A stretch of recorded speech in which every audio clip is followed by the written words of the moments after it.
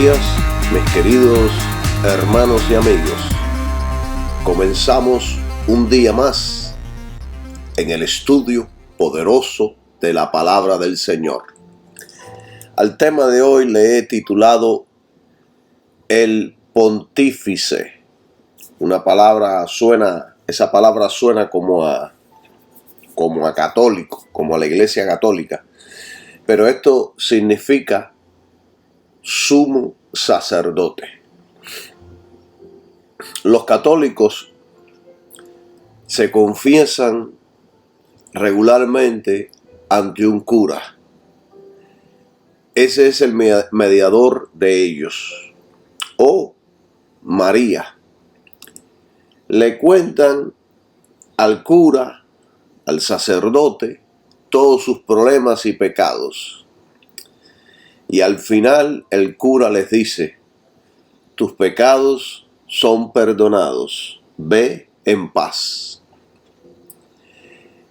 Ellos creen, la mayoría de los católicos creen más en la misericordia e intercesión de María que la del mismo Jesucristo.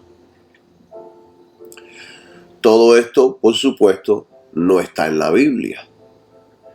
Nosotros, los creyentes, podemos buscar consejos y pedir que los hermanos oren por nosotros. Pero el único intercesor, el único mediador entre Dios y los hombres es Jesucristo. Así que lo mejor que usted puede hacer es venir a Cristo. Fíjense que Cristo está sentado a la diestra de Dios. Esto no quiere decir que está sentado ahí sin hacer nada. Esto lo que significa es que Él tiene todo el poder de Dios. Todo el poder. Hay cosas de su vida y de mi vida que usted no debe contarle y que yo no debo contarle a nadie, ni a sus pastores. El único que guarda secretos es Cristo. El único que guarda sus secretos, sus confesiones es Cristo. Su sumo sacerdote ante Dios el Padre. Es más, si confiesa y se arrepiente y se aparta, Dios lo perdona. La única manera de poder ser perdonados es si realmente nos arrepentimos ante Dios a través de su Hijo Jesucristo.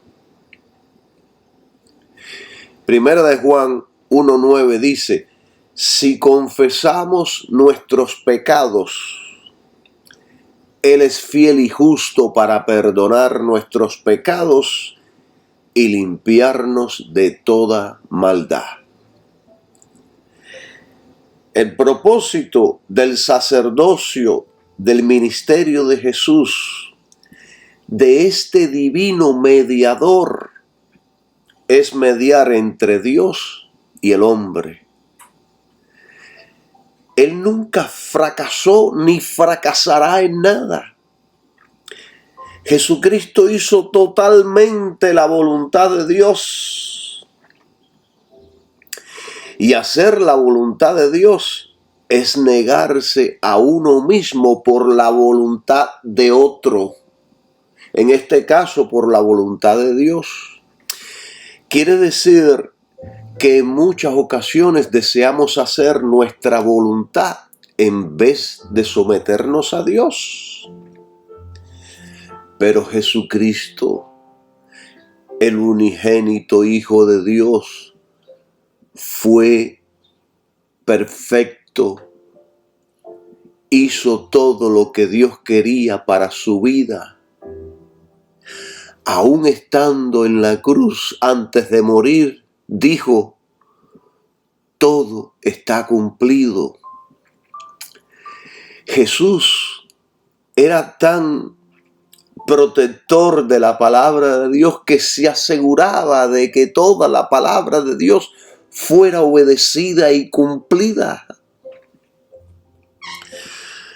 Los sacerdotes del Antiguo Testamento fracasaron, pecaban, no lograban los estándares de la justicia de Dios, no entendían todas las cosas, eran débiles y muchos eran diabólicos, hijos del diablo. Y los sacerdotes actuales, muchos son peores que la misma gente del mundo. Por lo tanto, mis queridos hermanos, es mejor confiar en Cristo. Es mejor confiar en Cristo. Yo tenía un pastor amigo que todo lo que sus miembros le contaban en secreto, él después lo proclamaba desde el púlpito. Este era un pastor en el cual no se podía confiar, todo lo hablaba. Qué bueno sería tener un tutor en el cual usted pueda confiar. Claro que los hay, son los menos, pero los hay. El ministerio de Jesús no es como el de ellos. Jesús es misericordioso, fiel, grande, comprende nuestras debilidades. Realmente es un gran sumo sacerdote. El único que podía ocupar este puesto fue Jesucristo, nadie más. Y sobre todas las cosas, Jesucristo es divino y hombre a la misma vez. Su compenetración es con Dios y con los hombres. Jesucristo, hermanos, en estos momentos está perfeccionando diariamente a los creyentes. Él perfecciona la fe. Él intercede por los creyentes. Él no dejó esta obra, este trabajo a ningún hombre o a ningún ángel, sino que Él mismo es nuestro sumo sacerdote ante Dios el Padre. Él realmente es un buen mediador. María no es un mediador. Tampoco los apóstoles y santos ya muertos. Los ángeles no pueden mediar.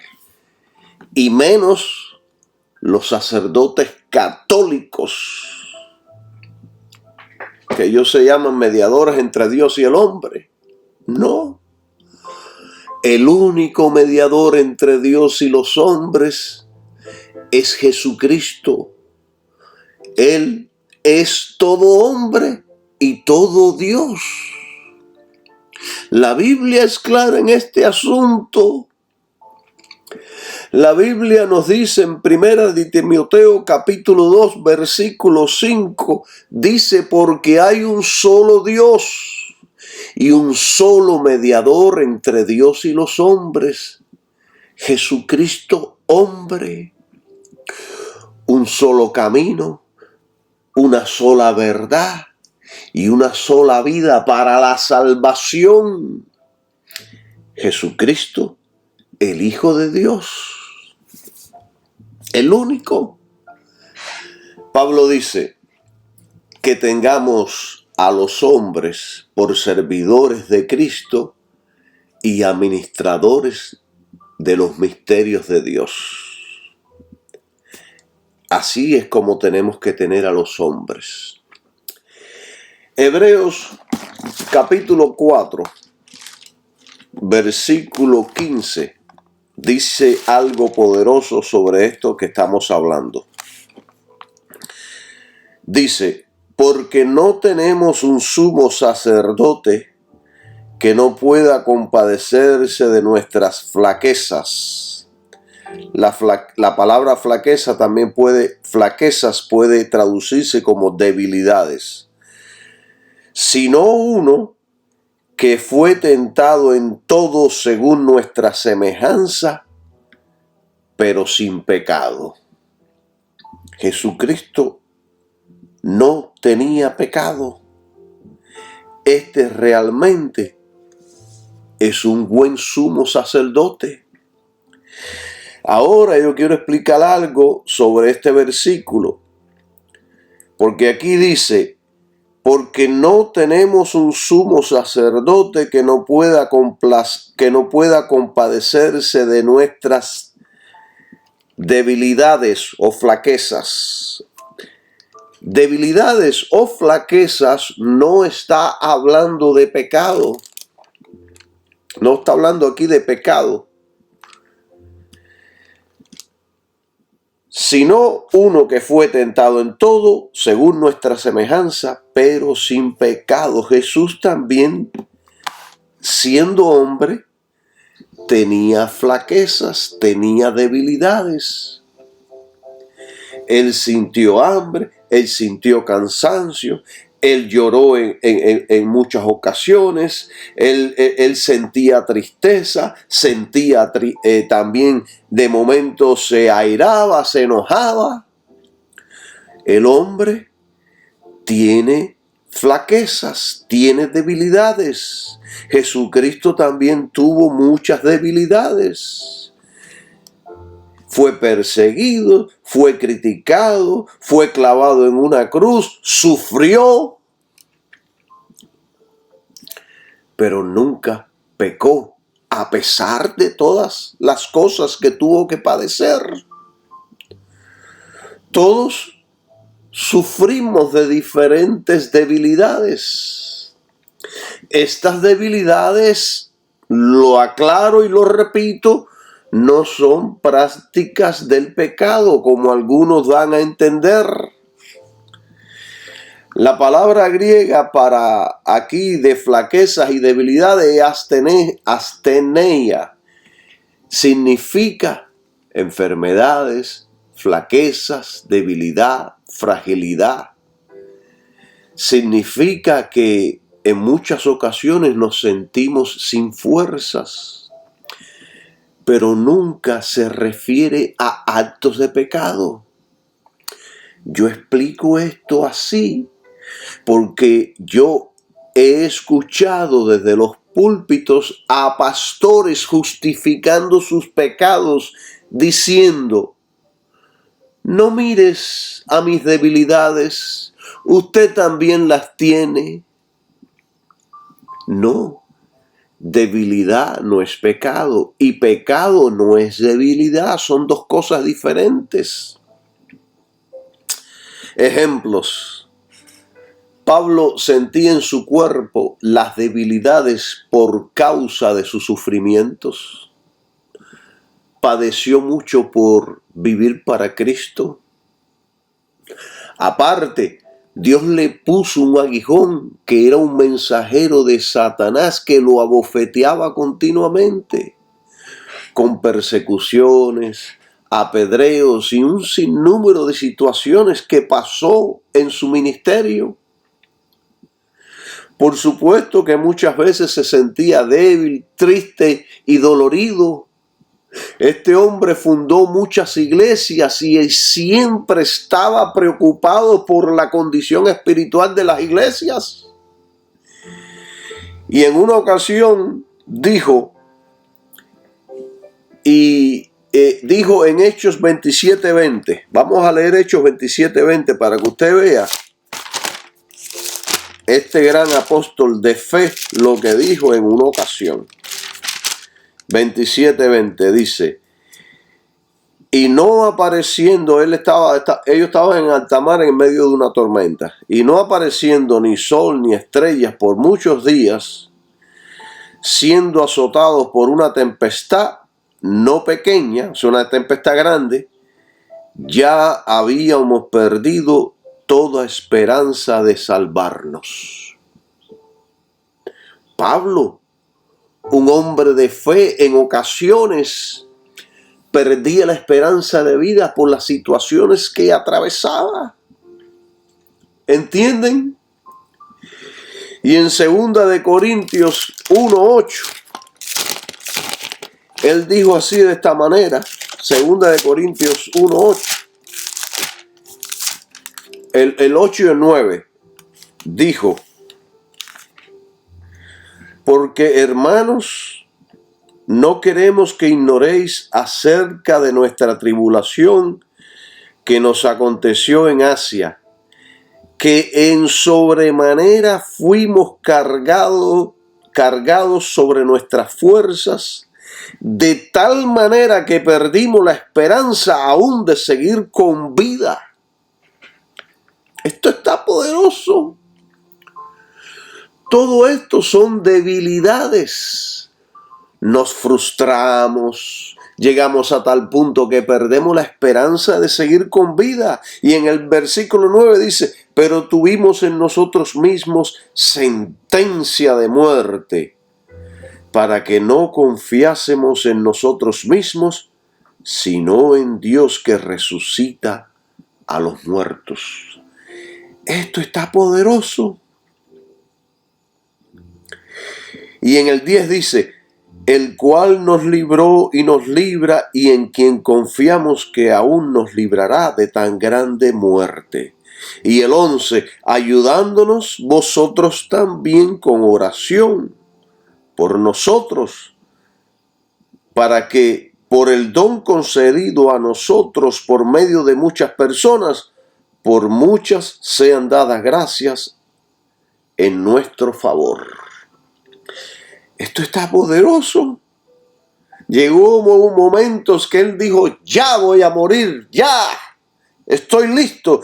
Y ahí se aparecía Dios en el asunto y lo liberaba y lo fortalecía. La seguridad del creyente está en Dios, no en nuestras habilidades o sabiduría, sino en Dios. La confianza del creyente debe estar solamente en Dios. Es por eso que debemos orar uno por los otros, para que Dios nos proteja de todo peligro, especialmente de aquellos que están en el terreno de la evangelización, porque ellos están más expuestos a los peligros. Todo esto, hermanos, nos debilitan.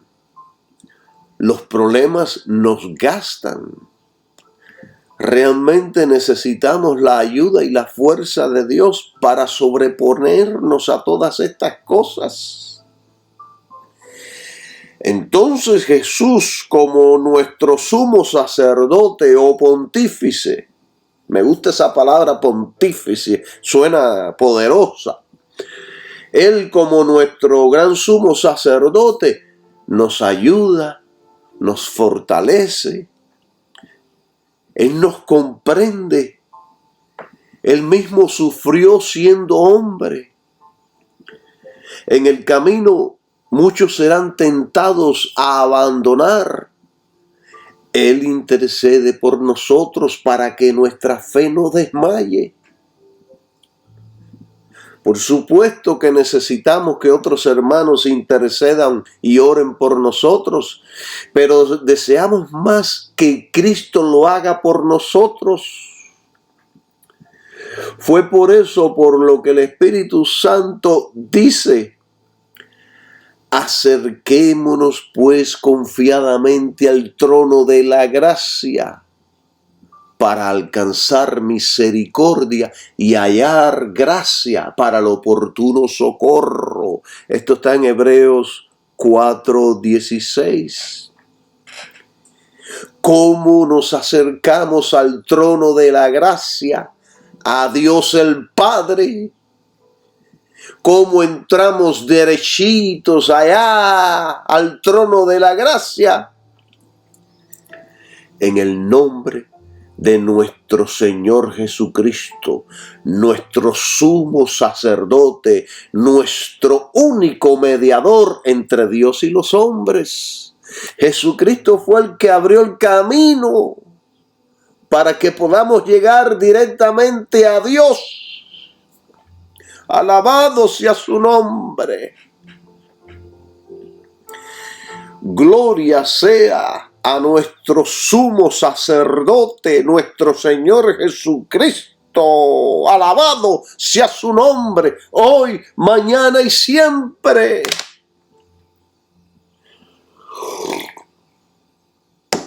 Sí, Señor. Déjeme ponerle otro ejemplo. Todos somos continuamente presionados con la tentación. Vienen de todas las direcciones y vías y tenemos que rechazarlas. Muchas veces pasamos días malos. La presión exterior es fuerte. Nos critican, nos amenazan, nos quieren tomar por tontos, especialmente en nuestros centros de trabajo. Nos demoralizan con palabras, nos humillan. Todas esas cosas nos hacen sufrir. En el mundo tendremos muchas aflicciones. Todo eso nos aflige, nos debilita, tanto espiritual, física como moralmente. Y toda esta presión que viene contra nosotros es para movernos de nuestra posición de fe. En los días malos el diablo quiere que hagamos algo. Nos está empujando a actuar y hacer algo. En el camino, el diablo nos presentará ofertas muy agradables para hacernos pecar. Cristo es nuestro mediador. Podemos correr a Él y nos ayudará. Él mismo fue tentado en todo según nuestra semejanza, pero sin pecado. Así que cuando vengan los días malos, todo lo que usted tiene que hacer es lo que dice el apóstol Pedro. El apóstol Santiago, que dice: someteos pues a Dios, resistir al diablo y huirá de vosotros. En los días malos, nosotros no pensamos bien, estamos asustados, estamos tensos. No haga nada, solo sométase a Dios y espere a estar tranquilo. Cuando todo haya acabado, usted estará firme en fe y tendrá tiempo para pensar, para decidir, para tomar decisiones. Al final, las pruebas y situaciones lo hacen más fuertes, sabios y hábiles. Si nuestra fe y esperanza está en nuestro Señor Jesucristo, al final saldremos más fuertes y maduros. Cuando estamos en medio de la guerra y sobrevivimos, salimos con más experiencia, salimos más fuertes, salimos más hábiles, porque estuvimos en medio de la guerra y salimos a flote. Cuando usted soporta una humillación con mansedumbre, usted se está haciendo partícipe de los sufrimientos de Cristo. y eso le producirá marcas, cicatrices. La mayoría de los creyentes, ¿qué es lo que hacen cuando están pasando por la humillación y por y por las críticas y por las ofensas? La mayoría, ¿qué es lo que hacen? Reaccionan con ira, defendiéndose, rebelándose contra los que los están hiriendo. Eso es lo que hace la mayoría. No saben soportar con mansedumbre, con templanza. Y Pablo dijo: por amor a Cristo me gozo en las debilidades, en afrentas, en necesidades, en persecuciones, en angustias, porque cuando soy débil, entonces soy fuerte.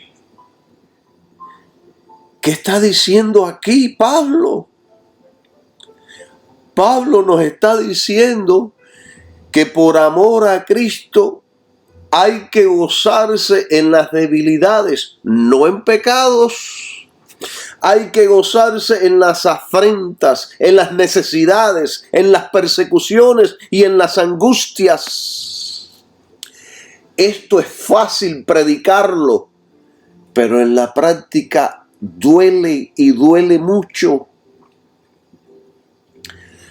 Hermanos y amigos, es muy fácil explotar de ira.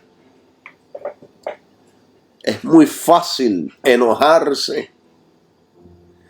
Y las consecuencias muchas veces son terribles. Miren, la ira constante, si nosotros somos personas que constantemente nos sentimos enojados, enfadados, llenos de ira, influye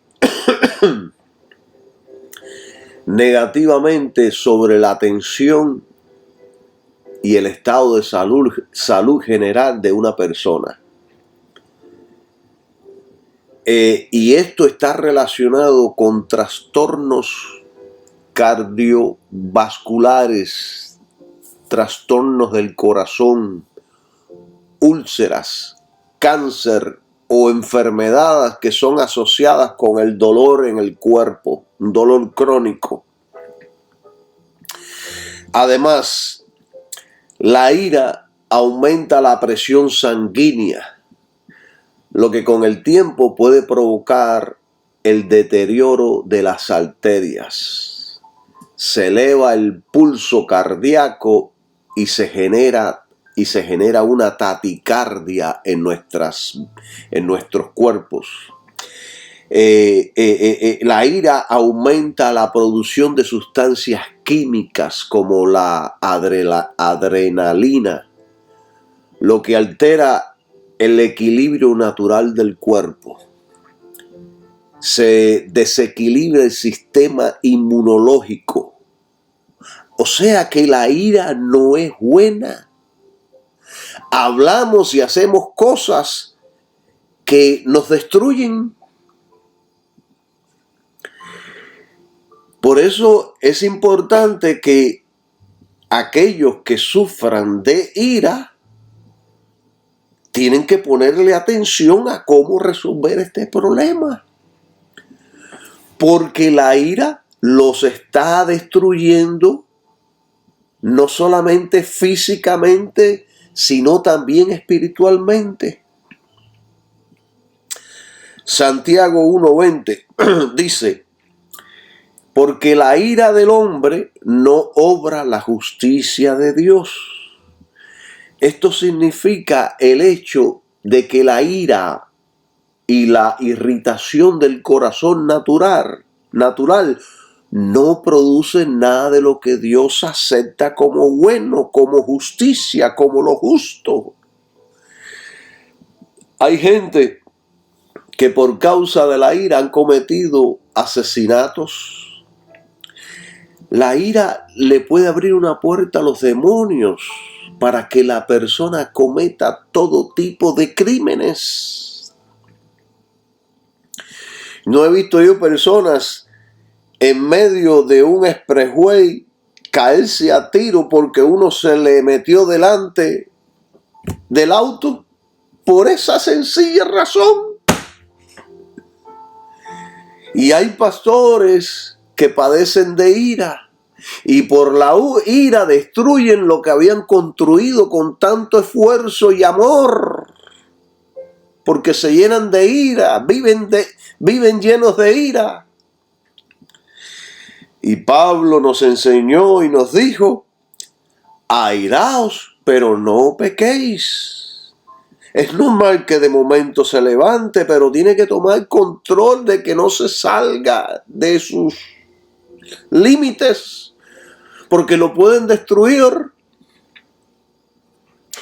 Y después que Pablo dijo esto, en Efesios 4:26, después dijo en el versículo siguiente: ni deis lugar al diablo. O sea que la ira puede dar lugar al diablo.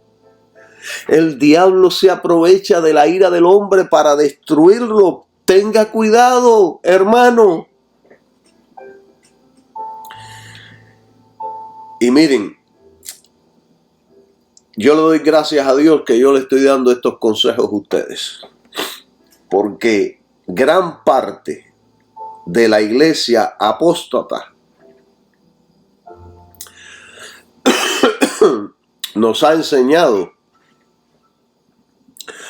o le está enseñando a muchos creyentes que deben huir de las persecuciones, las debilidades, las necesidades, las angustias, las afrentas, etcétera, etcétera. Ellos les enseñan a sus congregaciones a reprender todas esas cosas o a huir, salir corriendo de todas esas cosas. Nos enseñan a batallar contra ellas.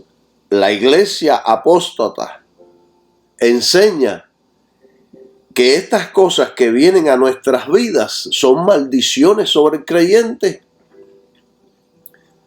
Hermanos, yo les digo con toda seriedad, esta gente no son de Cristo, esta gente son anticristo. Están contra Cristo y contra los que son de Cristo. En el creyente de Jesucristo no hay maldiciones de ningún tipo. Todas fueron quitadas por Cristo en la cruz. El sacrificio de Cristo rompió con todo eso.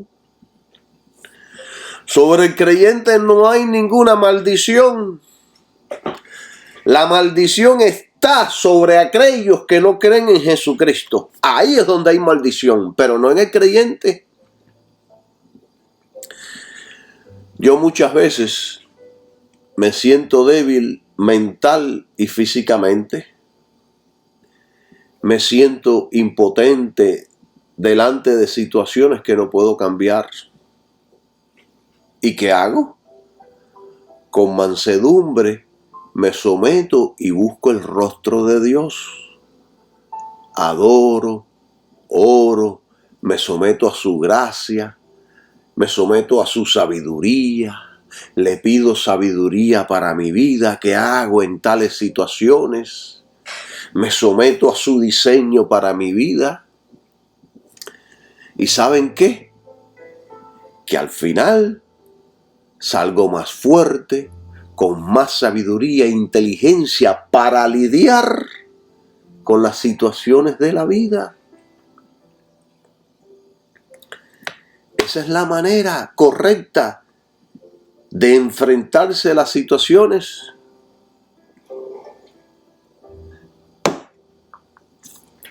Proverbios 16:32 dice: mejor es el que tarde en airarse que el fuerte. Miren esto, qué poderoso. Mejor es el que tarda en airarse que el fuerte. Y el que se enseñorea de su espíritu que el que toma una ciudad. Eso está poderoso. El expositor dice sobre este versículo: el verdadero autocontrol solo puede ser dado por el Espíritu Santo. Viene por medio de Cristo y por nuestra fe en Él y lo que Él hizo por nosotros en la cruz. Poderoso. Lea el expositor, que le va a enseñar mucho, como me ha enseñado a mí. Yo antes explotaba de ira fácilmente, pero ahora tengo paciencia, control, mansedumbre, templanza y amor, porque ese es el fruto que el Espíritu Santo desarrolla en nuestras vidas. El Salmos 37, versículos 8 y 9, dice: no des lugar al enojo, ni te dejes llevar por la ira. Eso es lo peor que puedes hacer. Los malvados serán destruidos, pero los que esperan en Dios recibirán la tierra prometida. ¿Por qué? Porque la ira conduce a hacer cosas malas. Pero si usted pacientemente controla su ira y espera en Dios, usted es quien va a recibir las promesas. Dios lo va a bendecir. Y el expositor dice sobre esto: nunca recurra a lo malo para remediar la situación. No importa cuál sea, continúe confiando, deleitándose, encomendando y descansando en el Señor. Son consejos de vida. Yo les estoy enseñando aquí cómo vivir la vida cristiana. Miren, les digo algo que chocará con la teología de muchos. Usted no necesita que Cristo lo libre de muchas de las cosas que sufrimos. Usted lo que necesita es pasar por ellas.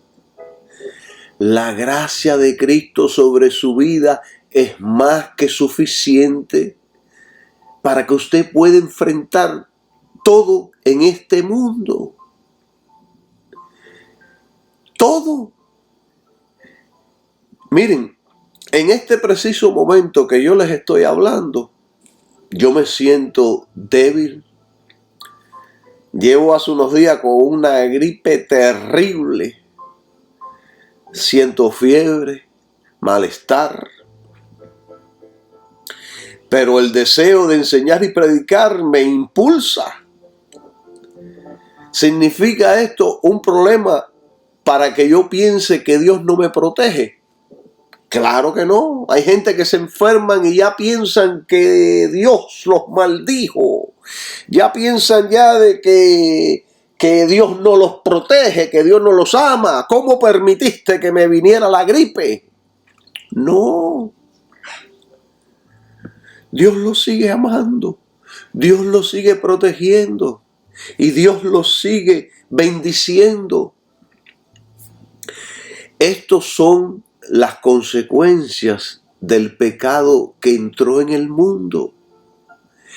Estas son las consecuencias de vivir en este mundo. Entienda que estamos viviendo en un mundo que está caído, que es imperfecto y que está tomado por el pecado. Un mundo que está siendo gobernado por el Dios de este mundo, Satanás. El sistema del mundo es satánico. Esto no es nada comparado a otras enfermedades que quitan la vida a cientos y miles de personas alrededor del mundo. Esto no es nada comparado a la guerra que están sufriendo ahora mismo en Ucrania. ¿Entienden? Esto no es nada comparado a enfermedades que quitan a la vida a cientos y cientos de personas. Cristo, por supuesto, nos prometió sanidad, pero no una vida perfecta. Él prometió liberación, pero en ocasiones tendremos que dar nuestras vidas por causa de Él. Nos prometió fuerzas y victorias, pero en ocasiones permitirá que seamos debilitados para que su poder repose sobre nosotros. Hermanos, entienda algo, que Dios es sabio y Él sabe cómo guiar y lidiar con todos sus hijos. Entiendan. De la misma manera que usted con alguno de sus hijos, usted es amoroso, tierno, suave, pero con otros usted es más duro y más exigente. ¿Están entendiendo? Yo tengo un amigo pastor que entendía todas estas cosas al revés. Él siempre estaba a la defensiva. Él decía, estos son mis enemigos, tengo que luchar contra ellos. Y todos los días estaba en pleito con todo el mundo. Peleaba hasta con su propia sombra. Esto no puede ser así. La Biblia dice, a paz nos llamó el Señor. Pablo dijo en una ocasión, si debo jactarme, preferiría jactarme de las cosas que muestran lo débil que soy. ¿Saben por qué? Porque las debilidades nos impulsan a depender totalmente del Señor. Todo lo que usted tiene que hacer es someterse a la gracia de Cristo, porque eso es suficiente. Usted no necesita nada más en la vida que la gracia de Cristo.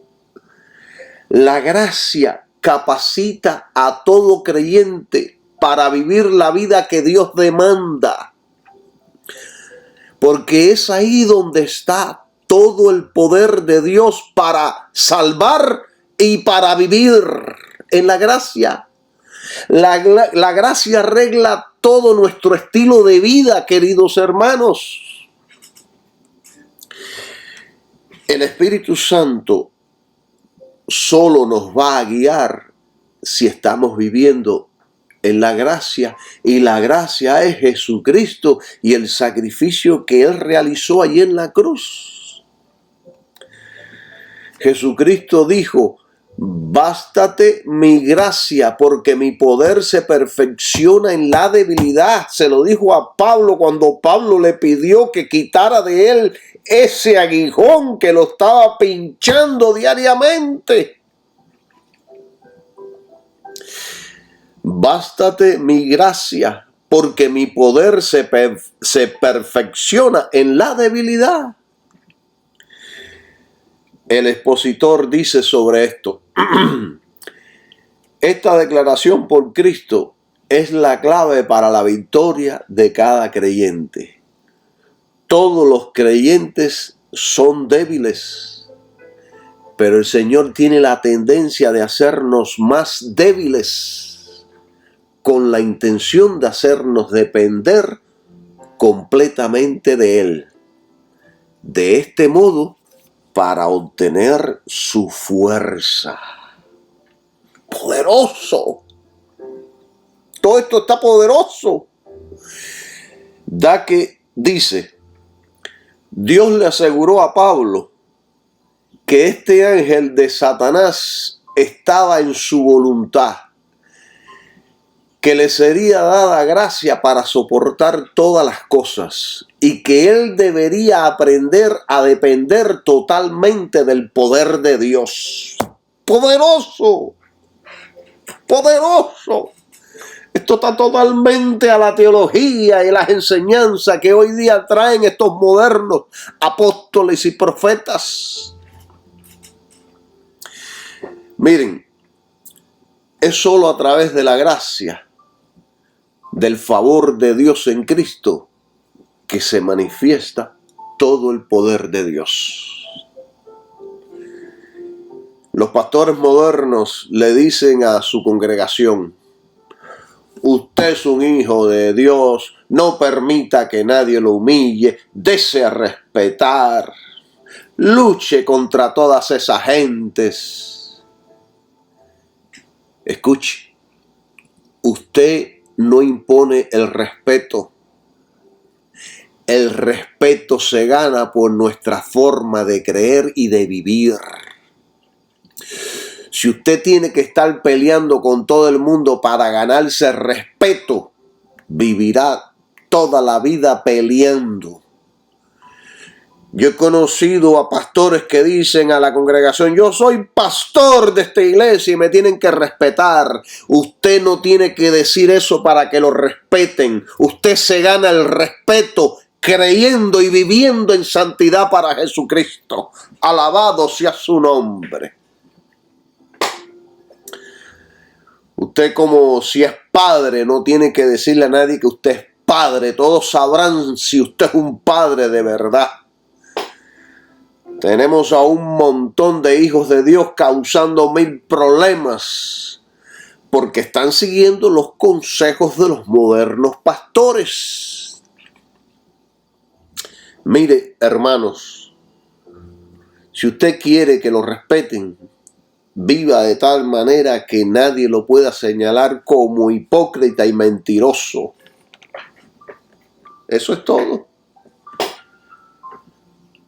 Eso es todo. Dice la Biblia, Colosenses 4:5, andad sabiamente con los de afuera. Primera de Pedro 1:15, seamos santos en toda nuestra manera de vivir. Primera de Pedro 2:18, criados, estad sujetos con todo respeto a vuestros amos, no solamente a los buenos y afables, sino también a los difíciles de soportar. El Espíritu Santo, el expositor, dice: estas cosas los dice el Espíritu Santo, estos versículos, y ahora el expositor nos dice: los esclavos en la era apostólica formaban gran parte de la comunidad cristiana. Y el Espíritu Santo aconseja a los esclavos cristianos a comportarse como Cristo, ya sea que su amo sea bueno o no. De la misma manera, hoy día se aplica esta advertencia al patrón y al empleado. ¿Están entendiendo? Pero después que el Espíritu Santo da esta advertencia, Él no se queda ahí. Él va más profundo y nos dice en Primera de Pedro 2:19. Porque esto es lo grande y lo poderoso del Espíritu Santo, que da un consejo y después remete más profundo. Y dice en Primera de Pedro 2:19. Vamos a leer 18 de nuevo. Siervos, sujetaos con todo temor a vuestros amos, no solamente a los buenos y amables, sino también a los que son severos. Y entonces dice el próximo versículo: porque esto es loable, o sea, es de alabar, si alguno a causa de la conciencia delante de Dios sufre molestias padeciendo injustamente. ¿Saben lo que realmente significa este versículo? Que Dios se complace cuando uno por causa de Cristo sufre molestias injustamente. Usted está recibiendo molestias injustas, pues Dios se está agradando de que usted esté con mansedumbre soportándolas. En la Nueva Traducción Viviente diría de esta manera: pues Dios se complace cuando ustedes, siendo conscientes de su voluntad, sufren con paciencia cuando reciben un trato injusto. ¿Ven? ¿Entienden? Aunque usted haya sido maltratado, el creyente debe seguir comportándose como Cristo, lo cual es una actitud que agrada a Dios. Todo esto, mis queridos hermanos, es diferente totalmente a lo que nos enseñan los falsos apóstoles y profetas que tenemos hoy día en la mayoría de los púlpitos. Miren, yo les digo algo. Yo soy empleado. Si usted está empleado y está sufriendo molestias injustamente, no explote de ira, no ofenda, no dé mal testimonio, no devuelva mal por mal. Sea un buen cristiano, trabaje más, haga más de buen testimonio, sea excelente en todo lo que haga, así se le esté saliendo la lengua del cansancio. Si un día usted decide irse, todos sabrán que hubo un profeta en medio de ellos. Si quiere renunciar, espere que haya pasado el conflicto, piense, medite, busque dirección, y si al final renuncia, deje las puertas abiertas. Este es mi consejo. Pero bueno, aquí el Espíritu Santo no queda y entonces arremete mucho más fuerte después que nos da, después que nos dice el versículo 18 y después que se pone más fuerte en el 19, Él va aún más fuerte y nos dice en el versículo 20, nos dice: porque qué gloria es si pecando vosotros sois abofeteados y lo sufrís y lo aguantamos.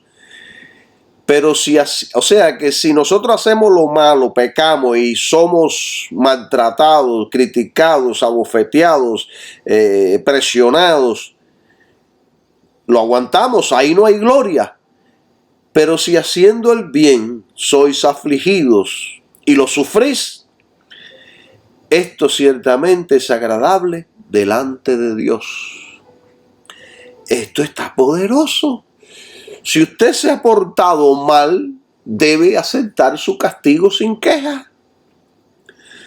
Si a usted lo ven medio mundano o usted hace cosas que no son agradables de un cristiano y lo critican, lo maldicen, le dicen mil cosas. Miren, está bien hecho que se lo digan.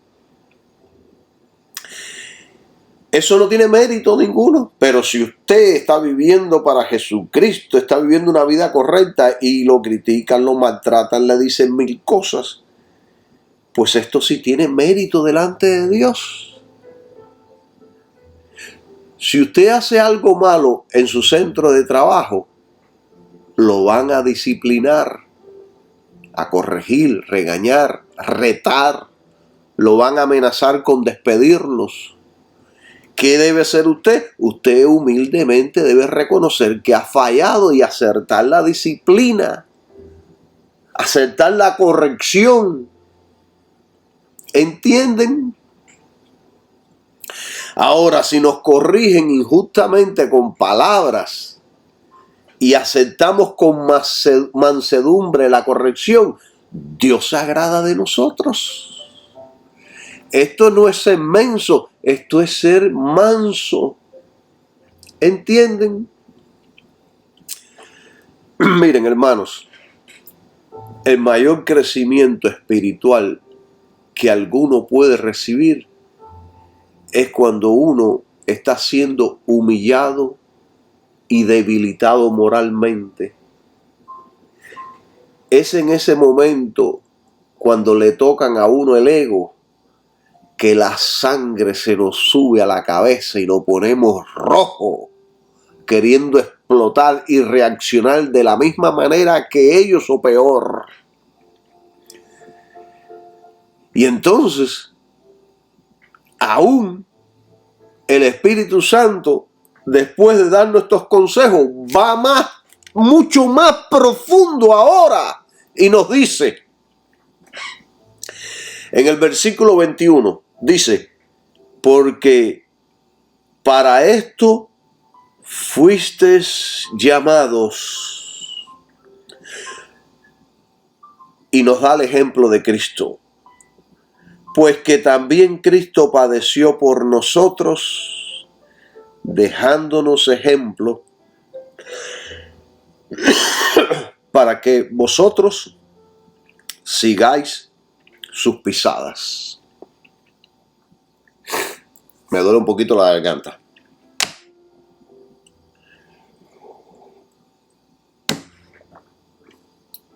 Esto lo está diciendo un hombre, Pedro, quien en el ministerio de Jesús llevaba una espada. Y que cuando fueron a arrestar a Jesucristo sacó su espada para defenderlo y le cortó la oreja a otro. De milagro no le cortó el cuello, parece que le tiró a meter por la cabeza y lo que hizo fue cogerle una oreja. Pedro era un hombre que no lo pensaba dos veces para sacar la espada. Y aquí, en todos estos consejos, vemos la obra del Espíritu Santo en el carácter de nuestro hermano Pedro. Esto es poderoso. Somos llamados a obrar como Cristo, sin tener en cuenta el maltrato. El Espíritu Santo nos hace recordar que Cristo también sufrió injustamente, porque Él, el único justo, murió a favor de los injustos. Todos los creyentes debemos reproducir a Cristo en nuestras vidas. Y lo podemos hacer con su ayuda, dirección y el poder del Espíritu Santo. Lo podemos hacer. Dake dice, los cristianos estamos llamados al sufrimiento y a soportar las tribulaciones al seguir a Cristo. Yo antes, hace muchos años, era una bola de fuego. Yo trataba de producir los frutos espirituales, pero cada día estaba peor. Yo creía que tenía que producir y hacer crecer los frutos espirituales que enseña Gálatas. Fíjense que dije frutos espirituales, lo dije a propósito, porque eso es lo que me habían enseñado. Me habían enseñado que había 9 frutos, pero no hay 9 frutos, hay un solo fruto, pero que tiene 9 características de nuestro carácter. Tal cosa, 9 frutos no existe. Solo existe un fruto del Espíritu Santo. No es un fruto de nuestro espíritu, sino es un fruto del Espíritu Santo. Porque hay mucha gente que enseñan que ese es el fruto de nuestro espíritu. regenerados. No, ese es el fruto del Espíritu Santo en nuestras vidas. Los maestros me habían enseñado que era mi responsabilidad hacerlos crecer. Y entonces yo todos los días decía, tengo amor, tengo fe, tengo templanza, ayunaba, oraba, contaba hasta 10 cuando me subía la ira, etcétera, etcétera. Yo estaba haciendo ejercicios y confesando para hacer crecer los frutos espirituales que me habían enseñado. Yo estaba obrando y obrando y obrando, pero nada pasaba.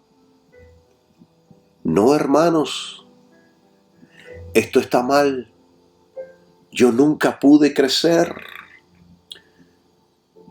Yo les recomiendo a todo cristiano que lea la Biblia en abundancia y aprenderá a discernir de cuántos errores se predican y enseñan hoy día desde los púlpitos. Y un día yo pude entender lo que Pablo estaba enseñando en Gálatas capítulo 5 sobre los frutos espirituales y la manera de que el fruto espiritual se desarrolla. Y empecé a poner en práctica mi fe. Miren, de la misma manera que usted es salvo, ¿cómo usted es salvo?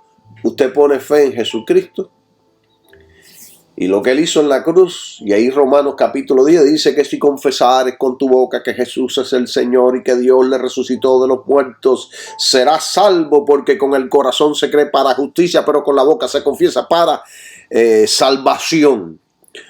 Cuando usted cree eso, usted nace de nuevo. Pero ¿cómo fue? Por fe, porque usted lo creyó.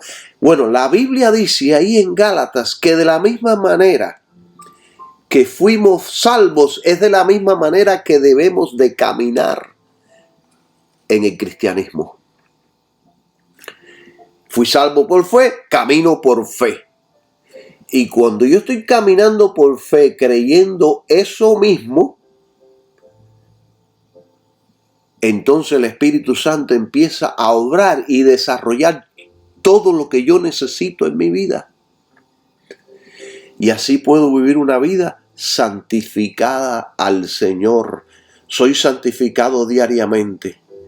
Él me va transformando de gloria en gloria, me va haciendo crecer de gloria en gloria.